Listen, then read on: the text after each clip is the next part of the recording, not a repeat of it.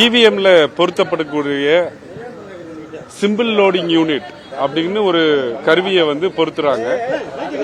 அது யாருடைய மேற்பார்வையிலையோ இல்ல கண்காணிப்பிலையோ வர்றதில்லை.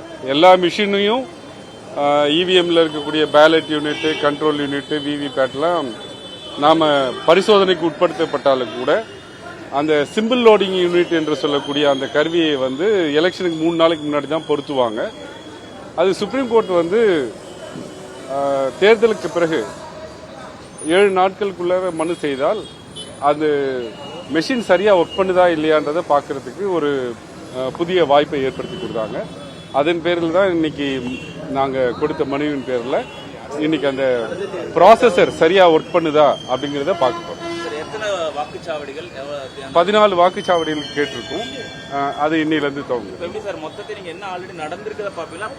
இல்ல, அது பெல் என்ஜினியர் வந்திருக்காங்க. அவங்க எக்ஸ்பிளைன் பண்ண பிறகுதான் நம்ம ஃபர்தரா எப்படி ப்ரொசீட் பண்ண. 14 மட்டும் கேட்டிருக்கோம் சார். அது ரேண்டமா நாங்க செக் பண்ணதுல இந்த இடத்துல ப்ராப்ளம் இருக்கலாம்னு நினைச்சதுனால நாங்க.